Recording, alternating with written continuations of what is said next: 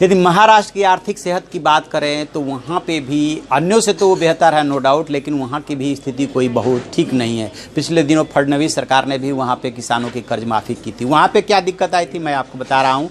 मैं हूँ Vidyashankar Tiwari, India news के डिजिटल चैनल इन खबर के लिए। दरअसल जो फडणवीस सरकार ने वहाँ पे ऋण माफ़ी का ऐलान किया किसानों की, उसका जो है कुल बजट आ रहा था लगभग 35,000 करोड़, और राज्य सरकार का जो बजट है वो 3,23,000 करोड़ के आसपास है। और जब वो गणना करने के लिए, आकलन करने के लिए बैठे, तो जो स्टेट के ऊपर लाइबिलिटी आ रही थी, मतलब कुल जीडीपी का और लाइबिलिटी का जो रेशियो आ रहा था वो लगभग 17-17.5% हो रहा था। तो यदि जो एक तरह से एक अंडर कंट्रोल वाली स्थिति है उसमें 24% तक रहे तो ठीक रहता है, कंट्रोल में स्थिति रहती है, तो उसके लिहाज से यदि तुलना करें तो ये महाराष्ट्र फिर भी कुछ बेहतर था। इसके बावजूद उस सरकार पे भी आरोप लगे कि जो किसानों की मांग थी वो पूरी मांग नहीं कर पाई थी। क्यों नहीं कर पाई थी? कोई भी राज्य सरकार क्यों नहीं कर पाती है या केंद्र सरकार क्यों नहीं कर पाती है? क्योंकि उसकी आर्थिक सेहत उसे अलाउ नहीं करती है। तो ये है महाराष्ट्र की स्थिति। कोई भी, चाहे कांग्रेस सरकार हो चाहे बीजेपी सरकार हो, वायदा करने में, वोट बैंक की फसल काटने में कोई पीछे नहीं है,